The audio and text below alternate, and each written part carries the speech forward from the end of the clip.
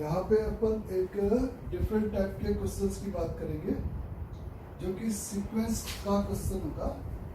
अपन से कहा जाएगा कि a ऑफ n इज इस तरह से सिंपल एक सीक्वेंस है। ये आपका एक सीक्वेंस है जो कि एक रिडक्शन रिलेशन को क्या करेगा, सेटिस्फाइड करेगा। रिडक्शन रिलेशन जैसे फॉर एग्जांपल मैंने लिखा यहाँ पे an is a sequence such that a of n plus 1 is equal to root over the 2 plus an and is for all n greater than or equal to 1 के लिए। And साथ में मैंने लिखा a1 की वैल्यू यहाँ पे कितनी है, 2 है। तो यहाँ पे limit over n tending to infinity पर इस an की वैल्यू बताओ। an एक सीक्वेंस है, मतलब a1 a2 a3 एक सीक्वेंस है। इस तरह से nth टर्म, जिसका nth टर्म an को रिप्रेजेंट कर रहा है, और an प्लस 1 यानी कि उसका जो नेक्स्ट टर्म है उसके प्रीवियस टर्म पे डिपेंड कर रहा है। और प्रीवियस टर्म की अगर पता है तो हम इस तरह से नेक्स्ट टू नेक्स्ट टर्म लिखते जाते हैं। तो ऐसे ही अगर हम लिखते जाएं तो इस सीक्वेंस का जो nth टर्म होगा, मतलब कि n टेंडिंग इंफिनिटी पर इस an की वैल्यू क्या होगी, ये हमें यहाँ पे कैलकुलेट करने की जरूरत है। तो इसी को हम लोग कहते हैं सीक्वेंस का प्रॉब्लम है ये।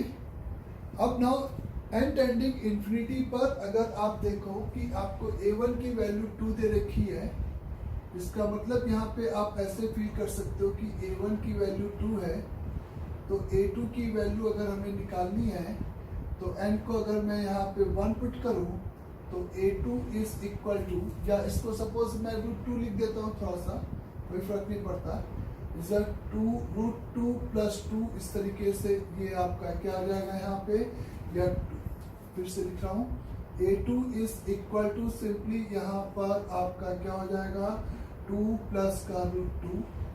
अगर मैं a3 की बात करूंगा तो n को 2 रखूंगा जो कि a2 पे डिपेंड करेगा, तो ये √2 प्लस √2 प्लस का √2। इस तरीके से ये सीक्वेंस आपका चलता जाएगा। और ऐसे ही करते करते करते करते जो nth टर्म होगा उसकी n टेंडिंग इंफिनिटी, मतलब कि n इंफिनिटी की हमें वैल्यूज यहाँ पे निकालनी है कि क्या होगी। क्लियर बच्चे? तो अगर आप ये समझो कि ऐसा करने पर ये सीक्वेंस जो बन रहा है वो अगर आपका कन्वर्जिंग है, कन्वर्जिंग मतलब कि आपका ये वैल्यू इस तरह से इंफिनिटी पे जाकर एक पर्टिकुलर नंबर की तरफ टेंड कर रहा है, तब मैं जरूर ये बोल सकता हूँ कि यहाँ पर इस an की लिमिट वैल्यू इंफिनिटी पे वही होगी। मान लेता हूँ कि अगर ये l है तो इस द कॉमन सेंस है कि n+1 की n टेंडिंग इंफिनिटी पर लिमिट वैल्यू भी l होगी। हमें ये निकालना था, हमें n टेंडिंग इंफिनिटी पर an की वैल्यू निकालनी थी कि क्या होगी। तो मैंने कहा an की लिमिटिंग वैल्यू अगर l है तो ऑब्वियस है an+1 की भी लिमिटिंग वैल्यू l ही होगी। लिमिटिंग वैल्यू दोनों की सेम होगी। तो यहाँ पर अगर मैं इसको कहूँ कि ये आपका वैल्यू इस तरीके से देखो, तो ये l is equal to infinity पर, मैं इसी रिलेशन को n टेंडिंग इंफिनिटी के लिए अगर यूज करूँ इस तरीके से a2 a3, तो इंफिनिटी पे इसकी लिमिट अगर l है तो इसकी भी लिमिट l होगी।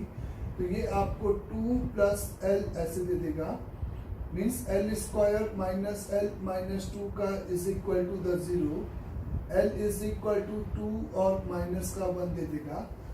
आपको दिखाई दे रहा है कि इंफिनिटी पे l कभी भी -1 अलाउड नहीं होगा, क्योंकि आप देखो इस कंटिन्यूअसली ये सारे नंबर्स आपको क्या मिल रहे हैं, पॉजिटिव, तो लॉजिकली -1 आपका अलाउड नहीं होगा। और l यानी कि 2, यानी कि मैं बोल सकता हूँ limit over n tending to infinity पर इस an की लिमिटिंग वैल्यू सिंपली यहाँ पे किसके बराबर होगी, 2 के बराबर होगी। ये वही बात हो गई कि ये आपका an में ये इंफिनिटी बार रिपीट करेगा, उसको x माना तो ये 2√2 प्लस x हो गया, जो कि आप अपन पुराने क्वेश्चन को करते थे। तो उसी की लिमिट वैल्यू इस तरीके से 2 आ गई।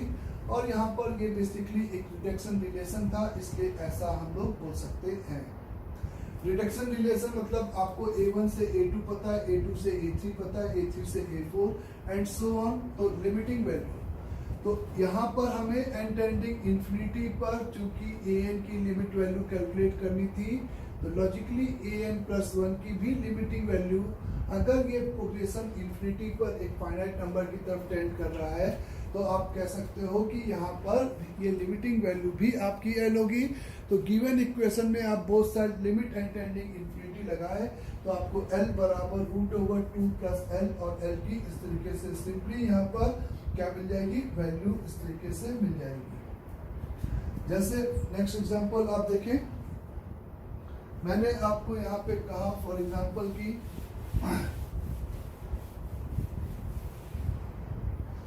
is a an+1, an is a sequence such that an+1 is equal to the an plus का 12 divided by is a an plus का 5। तो यहाँ पर and a1 की is for all n greater than or equal to 1 के लिए, और आपको for ये all n greater than or equal to 1 के लिए, और सिंपली मैंने a1 की वैल्यू यहाँ पे 2 दे रखी है। तो आपको यहाँ पर इसके लिए फिर से आपको क्या कैलकुलेट करना है कि limit over n tending to infinity पर इस an की वैल्यू क्या होगी। तो आपको a1 पता है, तो इस रिलेशन से आप a2 निकाल सकते हो, फिर a2 की हेल्प से a3, a3 की हेल्प से a4 एंड सो ऑन। इस तरीके से आप हर इस सीक्वेंस का कोई भी nth टर्म निकाल सकते हो।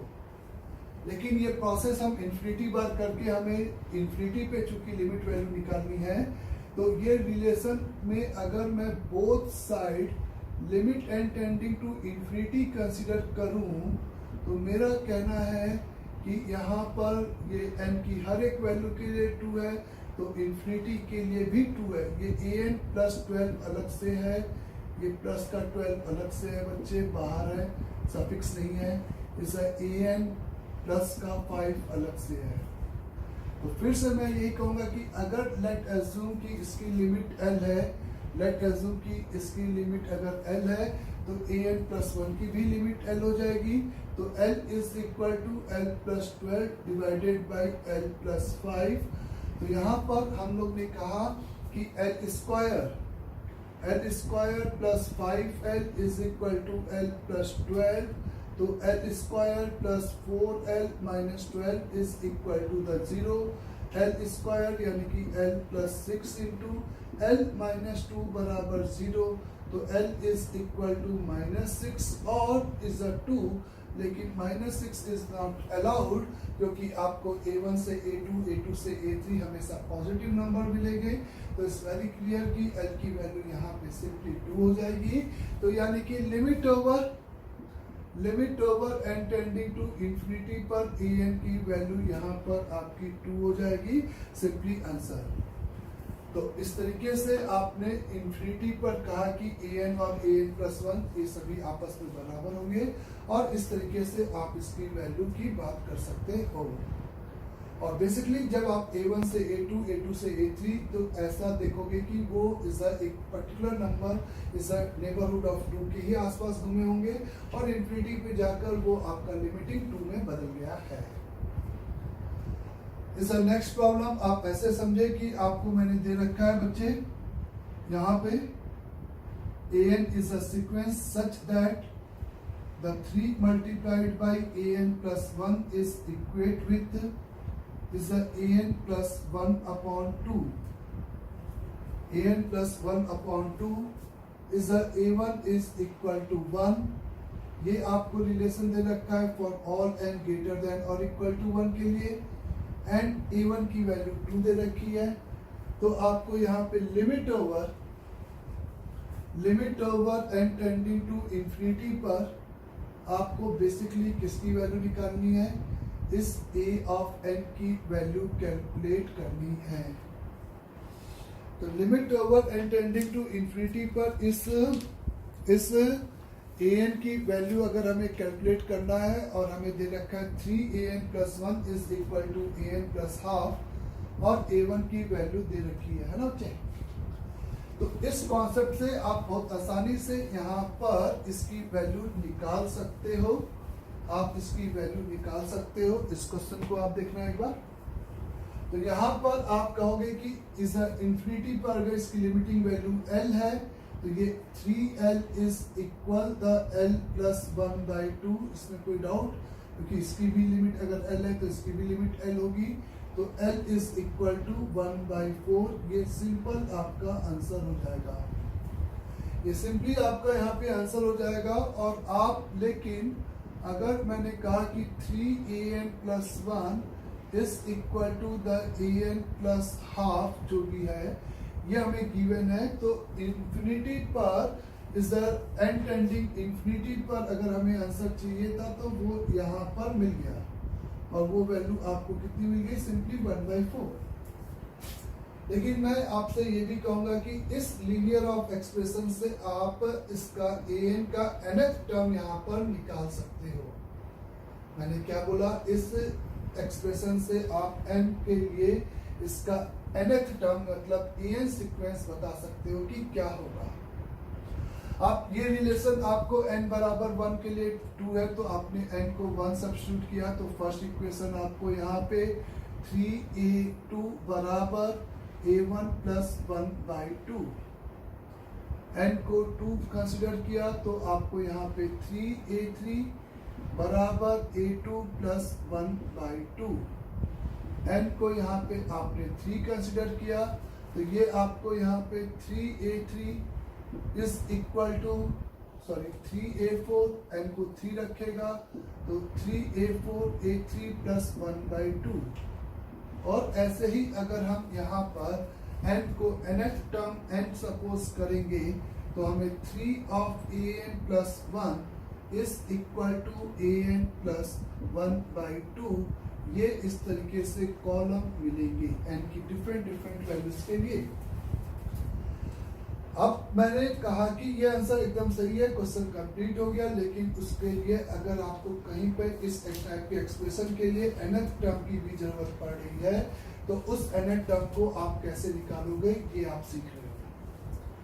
क्योंकि ये आपका Vn जैसा नहीं है कि आप सबको जोड़ दो तो ये आपका बीच वाले टर्म्स कट जाएंगे। लेकिन आप Vn जैसा इसको जरूर बना सकते हो। इसको बनाने का मतलब कि जैसे यहाँ पे 3a2 है तो इस इक्वेशन को अगर मैं 3 से मल्टीप्लाई कर दूं बच्चे तो 3a2 और 3a2 जोड़ने पे इक्वल के इधर और इधर बढ़ जाएगा। ये आपका 3 का स्क्वायर हो गया। ये और ये मर जाए उसके लिए इसको मैं मल्टीप्लाई करूंगा 3 के स्क्वायर से। नेक्स्ट को मल्टीप्लाई करूंगा 3 के क्यूब से।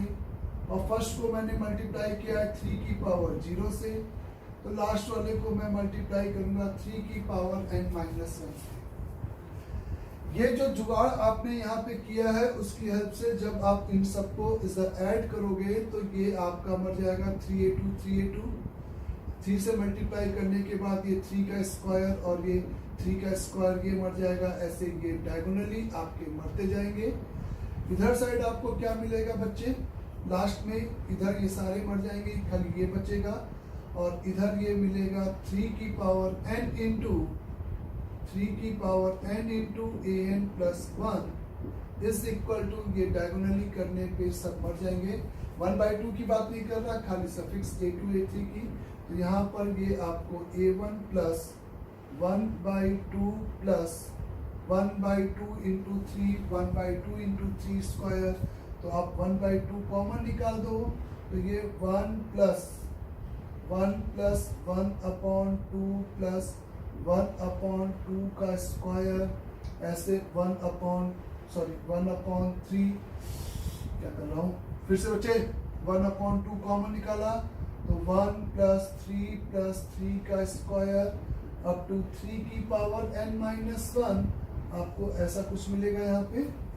और सिंप्लीफाइड करोगे तो यहाँ पे आपको मिलेगा 3 की power n into an plus 1 is equal to a1 plus 1/2 multiplied by 3 की पावर n-1 डिवाइडेड बाई 2।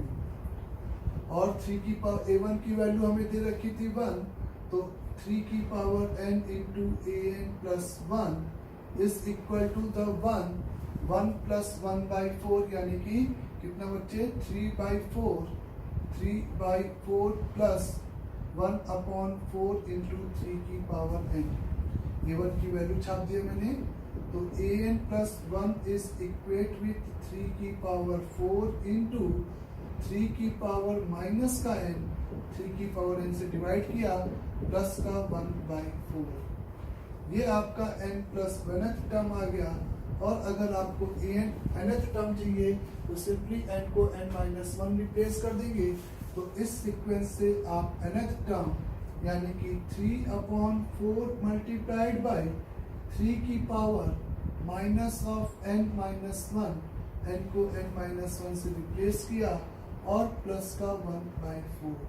तो ये आपका इस सीक्वेंस के लिए, इस रिलेशन के लिए nth टर्म आ गया। आप a1 से a2, a2 से a3, आपको a5 चाहिए था तो पहले आपको a1, a2, a3, a4 तक चाहिए था, तब आप जाके a5 निकाल लेते। अब सीधे इसमें a5 चाहिए तो n को 5 पुट कर दिया तो आपको a5 मिल गया। आपको n टेंडिंग टू इंफिनिटी पर, आपको n टेंडिंग टू इंफिनिटी पे लिमिट वैल्यू चाहिए, तो आपकी इंफिनिटी पे ये टर्म 0 हो जाएगा तो 1/4, और वही same answer n tending infinity पे। अपने पास जो पहला वाला मेथड था कि इंफिनिटी पे an और an प्लस 1 सभी की लिमिट वैल्यू क्या होगी, सेम होगी। इस तरीके से अपन फील कर सकते थे। करेक्ट सभी को? तो इस तरीके से आप मेरे को बोल सकते हो कि ये आपका nth टर्म इस सीक्वेंस के करस्पॉन्डिंग आपने कैलकुलेट करके यहाँ पे प्रोसीड कर दिया है सिंपली। डन बच्चों? यहाँ पर अगर मैं आपसे कहूँ कि एक और प्रॉब्लम लेता हूँ जिसमें इस सेम टाइप का रिलेशन होगा, आप ध्यान से देखना बच्चे, बहुत इंपॉर्टेंट है। an इज अ सीक्वेंस अगर हमें गिवन है such that 1/3 into an plus 1 is equal to an plus suppose n दे रखा है आपको, for all n greater than और इक्वल टू 1 के लिए। तो आपको यहाँ पर बच्चे बताना है limit over n tending to infinity over an divided by 3 की पावर n की बात करनी है। इस केस में आपको क्या निकालना है, limit n tending to infinity पर an/3 की पावर n की यहाँ पे हमें बात करनी है इस तरीके से। क्लियर यहाँ तक भी स्टेटमेंट सभी को? नाउ अब अगर आप अब यहाँ पर ऐसे समझो और a1 की वैल्यू कुछ दे रखी है बच्चे, a1 की वैल्यू मान लेते हैं कि 1 दे रखा है, तो क्योंकि भाई a1 दे रखा है तभी आगे बढ़ेगी कहानी, a1 से a2, a2 से a3 एंड सो ऑन।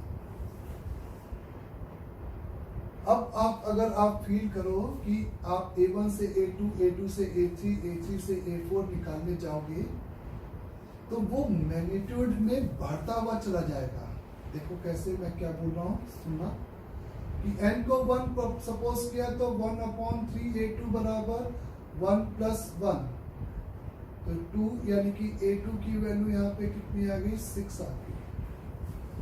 फिर n को 2 रखा तो 1/3 into a3 is equal to the 6 plus का 2 8 और a3 इज इक्वल टू 8 3 24, ऐसा कुछ आ गया एंड सो ऑन। ये आप देखो फिर 24 रखोगे तो 6 24 प्लस 3 24 प्लस 3 27 और 27 इंटू 3, ये इस तरीके से आपका बढ़ता हुआ चला जाएगा।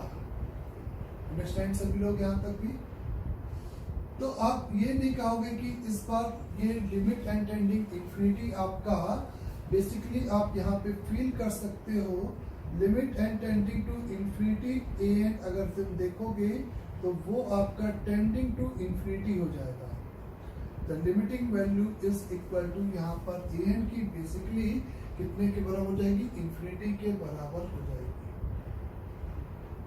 अगर आप यहाँ पर इस तरीके से फील किए कि a1 से a2, a2 से a3 तो ये इंफिनिटी, तो इसी को हम कहते हैं ये डाइवर्जिंग इज अ सीक्वेंस लिखा है, मतलब डाइवर्जिंग मतलब कि ये बाउंडेड आंसर नहीं देगा इंफिनिटी पर। क्लियर सभी को? डाइवर्जेंस का यही मतलब है बस। इससे ज़्यादा आपको जानने की ज़रूरत नहीं है कि ये डाइवर्जेंस को कैसे चेक करेंगे। आपका A1 से A2 A3 आपको ये फील हो रहा है कि वो वैल्यूज बढ़ती चली जा रही है, और आपको ये फील हो रहा है कि nth टर्म अगर सीक्वेंस का इंफिनिटी की तरफ टेंड कर रहा है तो वो सिंपली आपका एक क्या हो गया, डाइवर्जिंग सीक्वेंस हो गया। नाउ अगर n टेंडिंग इंफिनिटी पर ये इंफिनिटी अपॉन इंफिनिटी का इनडिटरमाइन फॉर्म है, तो इस लिमिट को निकालने के लिए अब हमें nth टर्म इसका चाहिए, तभी हम यहाँ पे इंफिनिटी अपॉन इंफिनिटी के इस इनडिटरमाइन फॉर्म की यहाँ पे क्या निकाल सकते हैं, लिमिटिंग वैल्यू निकाल पाएंगे। इस इंफिनिटी अपॉन इंफिनिटी की यहाँ पर हम क्या निकाल पाएंगे, लिमिटिंग वैल्यू इस तरीके से कैलकुलेट कर पाएंगे यहाँ पर। क्लियर सभी को? तो यहाँ पर अगर अपन देखें कि इसकी लिमिटिंग वैल्यू क्या होगी, ये पता करने के लिए हम लोग यहाँ पर कैसे प्रोसीड करेंगे। फिर से ये an और an+1 में एक लीनियर कॉम्बिनेशन है जिसमें कोफिशिएंट कुछ भी हो, तो अगर ये कोफिशिएंट है तो वही तरीका, n को 1 पुट किया तो 1/3 मल्टीप्लाइड बाई a2 बराबर a1+1, 1/3 का स्क्वायर, मतलब सॉरी 1/3 इंटू a3 बराबर a2 प्लस का 2, n को 2 पुट किया, 1/3 into a4 is equal to a3 plus 3 ऐसे आएगा, और लास्ट वाला टर्म उसी तरीके से 1/3 an+1 is equal to an+n आएगा। सही यहाँ तक भी? नाउ अब अपन यहाँ पे क्या काम कर सकते हैं, इसके लिए इसको अपन किससे मल्टीप्लाई कर दें, इस 1/3 से इसको खत्म करने के लिए फिर से 1/3 से मल्टीप्लाई कर दिया, इस पूरे इक्वेशन को अपन ने मल्टीप्लाई कर दिया 1/3 के स्क्वायर से, क्योंकि a3 का कोफिशिएंट 1/3 का स्क्वायर हो जाएगा, और ऐसे ही यहाँ पे मल्टीप्लाई कर दिया 1/3 की पावर n-1 से। और जब अपन इसको ऐड करेंगे तो लास्ट वाला टर्म में केवल ये वाला बचेगा मल्टीप्लिकेशन के बाद, 1/3 की power n into an+1 is equal to a1 ये वाला, प्लस यहाँ पर आपको क्या मिलेगा बच्चे, एक सीक्वेंस मिलेगा। उस सीक्वेंस में अगर आप इन सभी को जोड़ोगे तो आपको s बराबर मिलेगा 1 + 2 divided by 3 plus 3 divided by 3 का स्क्वायर आ रहा है, प्लस 4 डिवाइडेड बाई बच्चे 4 डिवाइडेड बाई कितना हो जाएगा यहाँ पे, 4 डिवाइडेड बाई 3 की पावर क्यूब, और ऐसे ये 3 इंटू 3 स्क्वायर, 4 इंटू 3 का क्यूब, और ऐसे करते करते n/3 की पावर n-1। ये जो कांस्टेंट टर्म आया उसको मैंने यहाँ पे लिखा है, और ये जो सम आपको दिखाई दे रहा है वो सिंपल एक आपको AGP जैसा फॉर्म मिल रहा है, और AGP का इस समेशन को यहाँ पे निकालने का मतलब आप किससे मल्टीप्लाई करोगे, 1/3 से, तो 1/3 यानी कि ये आपका 1/3, ये आपका 2/3 स्क्वायर, ये आपका 3/3 का क्यूब, और ये वाला टर्म एक आगे शिफ्ट हो जाता है n/3 की पावर n। जब आप इन दोनों को सब्ट्रैक्ट करोगे तो यहाँ पे आपको s यानी कि कितना, 2 divided by 3 into s is equate with 1 + 1/3 plus 1/3 का स्क्वायर, 1/3 का क्यूब, और ऐसे ही लास्ट में 1/3 की पावर n-1 माइनस n/3 की पावर n, ये इसके नीचे माइनस आ जाएगा। इसको आप यहाँ पे लिख सकते हो, बच्चे 2 divided by 3 into s is equate with, यहाँ से लेकर यहाँ तक ये n टर्म हो गए, एक GP बन गई जिसका समेशन हो जाएगा 1 - 1/3 की पावर n अपॉन 1 - 1/3 यानी कि 2/3 माइनस n डिवाइडेड बाई 3 की पावर n। तो 3/2 ऊपर चला गया तुम्हारा, 3/2 माइनस 3/2 अपॉन 3 की power n minus n upon 3 की पावर n, ऐसा कुछ आ जाएगा। तो 3s इज इक्वेट विथ, अगर बोला जाए तो 9 divided by 4, 9 divided by 4 minus common 1 upon 3 की power n common, 3 divided by 2 plus n common, ऐसे ब्रैकेट में, और मल्टीप्लाई में 3 डिवाइडेड बाई 2, ये वाला जो क्रॉस मल्टीप्लाई। तो उस कांस्टेंट टर्म का बेसिकली सम ये आया। तो 1 अपॉन 3 की power n, an plus 1 is a1, plus यहाँ पे तुम लिखोगे 9 अपॉन 4 माइनस 1 अपॉन 3 की power n into 3 divided by 2 plus n into 3 divided by 2, ऐसे करके। ये बात सभी को क्लियर हो गई। ये रिलेशन कहाँ से मैंने लिखा, ये क्लियर।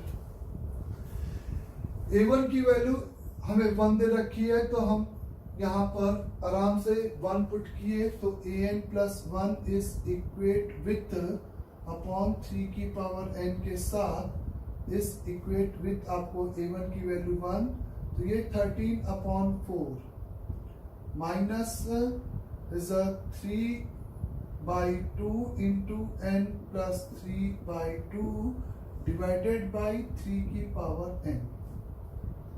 और आपको इसकी लिमिट वैल्यू चाहिए थी, तो आपने इसी का रेशियो पता कर लिया, और इसका रेशियो निकालने के लिए इसके लिए n को n-1 से रिप्लेस कर दिया। तो this ratio is equate with, है ना, इसी में आप 3 की पावर n, तो सिंपल आपने यहाँ पर नहीं, आपको एक और गलती ना करें, आप n को n-1 पुट करेंगे, तो ये आपको सबसे पहले आप यहीं पे 3 से डिवाइड कर दो इसको बच्चे। तो 3 से डिवाइड कर दिया, 3 से डिवाइड कर दिया, और 3 से, जिससे कि ये n प्लस 1 हो जाए। तो इस पूरे की वैल्यू आपको यहाँ पे मिल जाएगी 13 divided by 12, 13 divided by 12 into 3 आप चाहो तो काट दो, n प्लस का 3/2 अपॉन इज 2 इंटू 3 की पावर n। ये आपको यहाँ पर an अपॉन 3 की पावर n की वैल्यू मिलेगी, या an plus 1 upon 3n plus 1 की वैल्यू मिलेगी। और इसी रेशियो n 4 लिखो चाहे n प्लस 1 लिखो, इसी रेशियो की लिमिट वैल्यू हमें निकालनी थी। तो फाइनली आंसर आपका यहाँ पर किसके बराबर आ जाएगा, 13 डिवाइडेड बाई 12 के बराबर, यानी कि इसकी जो लिमिटिंग वैल्यू है वो 13 डिवाइडेड बाई 12 इस तरीके से हमें मिलेगी। तो बेसिकली ये एक डाइवर्जिंग सीक्वेंस था। उस डाइवर्जिंग सीक्वेंस में इन्फिनिटी पे उस nth टर्म की वैल्यू टेंडिंग टू इन्फिनिटी हो रहा था, तो उसी nth टर्म की वैल्यू इन्फिनिटी पे, इन्फिनिटी अपॉन इन्फिनिटी के इस इनडिटरमाइन की वैल्यू निकालने के लिए, इन्फिनिटी अपॉन इन्फिनिटी के इस इनडिटरमाइन की वैल्यू निकालने के लिए हम लोग ने यहाँ पर क्या किया कि इस तरीके से प्रोसीड किया, और इस तरीके से प्रोसीड करते हुए हमें यहाँ पे nth टर्म मिला, और उस nth टर्म की हेल्प से अपन ने आगे प्रोसीड किया है। तो डायरेक्टली हमें nth टर्म अगर चाहिए था तो अच्छी बात है, नहीं चाहिए पर इनडायरेक्टली यहाँ पे nth टर्म हमें निकालना पड़ा, और तब जाकर हम इसकी क्या निकाल सके, फाइनली लिमिट वैल्यू कैलकुलेट कर पाए। फाइनली यहाँ पर इसकी लिमिट वैल्यू कैलकुलेट कर पाए। जैसे मैंने कहा कि इफ, ऐसे समझे, इज an अगर एक आपका सीक्वेंस है सच दैट a0 की वैल्यू 1 है, और आपको दे रखा है an is equal to the 3an minus 1 plus 1 for all n greater than और इक्वल टू 1 के लिए आपको बताना है find the is the remainder when is the a of 2010 is divided by 11। तो आपको a of 2010 की वैल्यू चाहिए, जिसको आप 11 से जब डिवाइड किए तो आप चाहते हो कि उसका रिमाइंडर क्या आएगा, ये पता करने के लिए आपको यहाँ पर किसकी वैल्यू चाहिए बच्चों को, बोले यहाँ पर आपको 2010 की वैल्यू इस तरीके से चाहिए। डन सभी को यहाँ तक।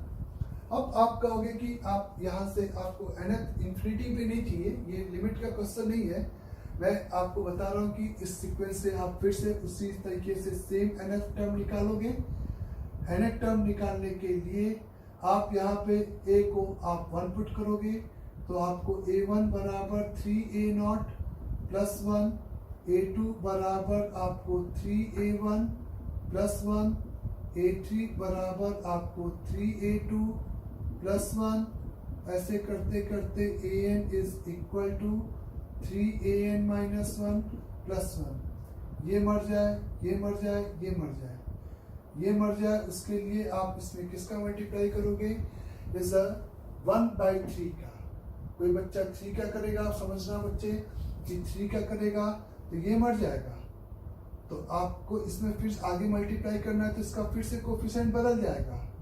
आपने 3 से मल्टीप्लाई करके ये सोचा था, इसमें 3 से मल्टीप्लाई करने का ऑब्जेक्टिव यही था, लेकिन नेक्स्ट में जब इसमें मल्टीप्लाई करोगे तो इसका कोफिशिएंट बेसिकली बदल जाएगा, तो एडिशन में ये और ये मरेगा नहीं। तो आप बेसिकली यहाँ पर इसके कोफिशिएंट को 1 एज्यूम करो, हायर का 1/3 हो गया अगर 3 से डिवाइड, तो इसको आप यहाँ पर 1/3 से मल्टीप्लाई करो। इस ये कोफिशिएंट बनाने के लिए आपको 1/3 से, यहाँ पे 1/3 आ गया, यहाँ पे 1/3 आ गया, इसको 1/3 बनाने के लिए आपको 1/3 के स्क्वायर से, और इसको यहाँ पे 1/3 की पावर n से आपको क्या करना है, रिजल्ट मल्टीप्लाई n-1 से इसको मल्टीप्लाई करके, अब जब आप ऐड करोगे तो ये डायगोनली आपके बढ़ते जाएंगे, तो फाइनली आपको यहाँ पे 1/3 की power n-1 into an is equal to the 3a0 plus आपने 1 to n रखा है तो 1 आपका n बार ऐड होके n आ जाएगा। तो यहाँ पे an is equal to a0 की वैल्यू आपको यहाँ पे कितनी दे रखी थी, a0 की वैल्यू आपको 1 दे रखा था, तो आपने a0 को 1 कंसीडर कर लिया, तो 1 यानी कि ये आपका 3, बोलो तो 3 प्लस n इंटू 3 की पावर n-1, ये आपका nth टर्म हो गया। जैसे आप a2 निकालते, a2 या a1 निकालते तो a1 की वैल्यू आपको यहाँ से 4 मिलती, आप सीधे यहाँ पे 1 पुट करोगे तो 4 मिल जाएगा, 4 3 12, 12 प्लस 1 13, a2 की वैल्यू आपको 13 मिलती, दिख रहा है आपको। आप यहाँ पर n की वैल्यू अपन को a0 की वैल्यू 1 दे रखा था बच्चे, अपन को a1 की वैल्यू कितनी मिली थी, a0 1, तो 3 प्लस 1 4,